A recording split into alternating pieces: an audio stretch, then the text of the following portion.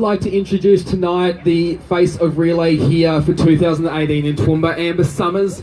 Amber is a Toowoomba local, and tonight she is going to share her personal story with us. So please give Amber the respect. Welcome her to the stage to share her story, and we'll start the candlelight ceremony.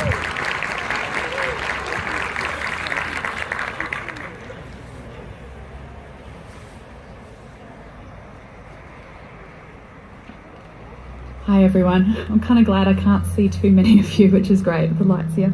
I'm just going to share my story with you. It's nothing particularly special or unique about my story. There's a lot of people that have had things a lot worse happen to them, but that's why I'm here tonight, is to share my story with you. My name is Amber. By day, I'm a radiation therapist at radiation oncology centres right here in Toowoomba. I've worked in my field for 11 years now. I treat cancer patients with radiation on big machines called linear accelerators. I simulate and plan out the best way to deliver radiation for each person. I make personalised equipment and setups to keep patients still whilst we deliver the radiation. I take x-rays and scans, and I eat cake in the tea room. If this sounds appealing to you and want to know more about a career in radiation therapy, come find me out on the track with the captain's hat. I don't define myself by my job, but in a lot of ways it has defined me. Cancer surrounds me and permeates me because I've been touched by it like so many of you have. In 2011, I lost my gran and my uncle to brain tumours, which was crushing. My mother and I cared for Gran, and we slept in hospital with her, never leaving her side as she quietly slipped through our fingers. We supported each other to guide her out of this life in the best way that we knew how.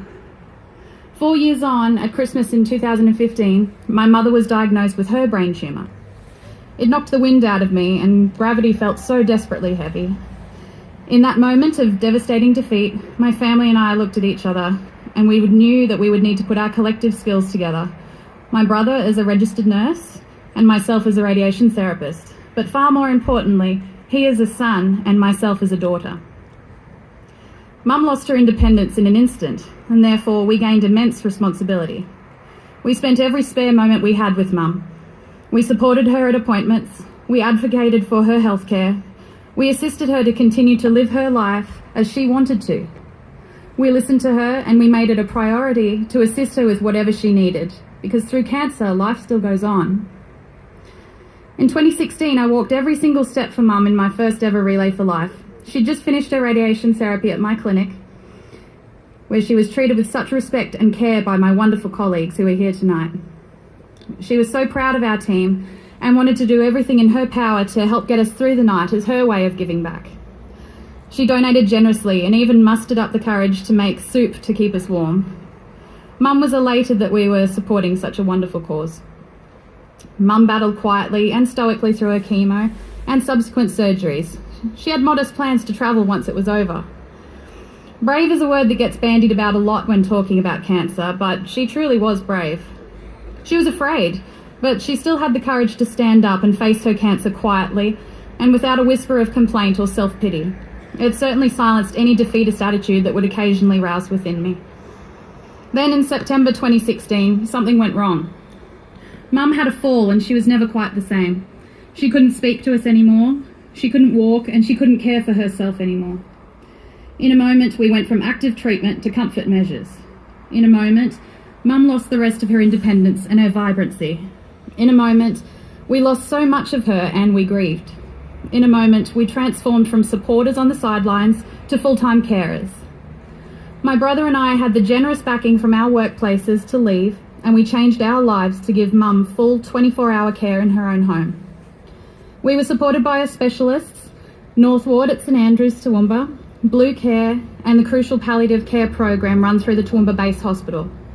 We couldn't have provided her care without the equipment and assistance that everyone provided. 6 months after that fall, my brother and I held Mum's heavy hands and told her that it was okay to leave. The swirling in the pits of our stomachs was somewhere between acceptance, helplessness, and anguish as we assured her that we would somehow be okay without her. We wished her safe travels, we thanked her for everything she had given to us and taught us. We told her how much we loved her, and we promised we would live for her, and we told her we'd come and find her someday. As those words spilled out of us with fearful, loving urgency, She quietly left on Sunday afternoon, February 26, 2017. She was 55. Mum was a vibrant, active, bright and stoic person. Her glass was always half full. She had an infectious laugh. She loved movies and she loved music. She was a supreme cook with the most coveted cakes. She was a nurse. She cared for those who couldn't care for themselves. She loved coffee, gardening and a good shop, and she loved our annual visits to Melbourne. She was modest and always graceful, but intensely funny despite not understanding comedy. She was an extremely proud woman and fiercely private. For those in that small, intimate circle that knew her, she was deeply loved, and she in turn loved deeply. She was my mum. She never wanted a funeral and wanted to leave this life quietly, and I'm so glad she was afforded that request. So last year's Relay for Life I considered my eulogy for her, my tribute of sorts, my expression of what is intangible and so immensely difficult to express fully. When she was still with us, I relayed to support Mum in her journey, and last year I relayed to remember her, and I walked a total of 53 kilometres.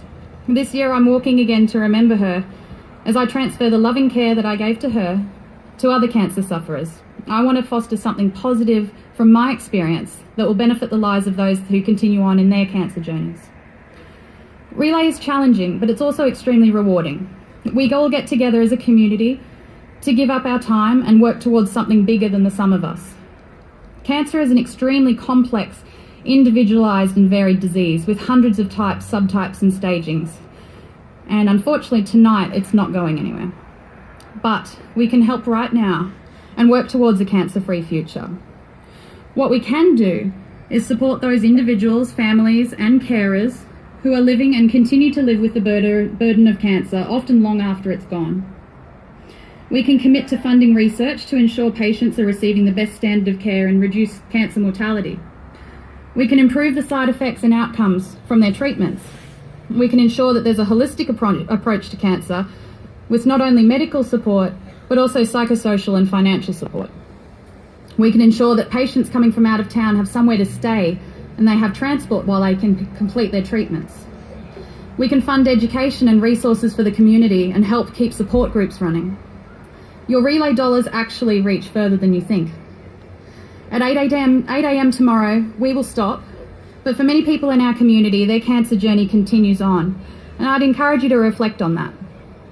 I'd also encourage you to reflect on the massive effort that you, the committee, the sponsors, volunteers and other relayers have put in to make this happen tonight. But above all, compared to cancer, Relay for Life is quite literally a walk in the park. Thank you very much.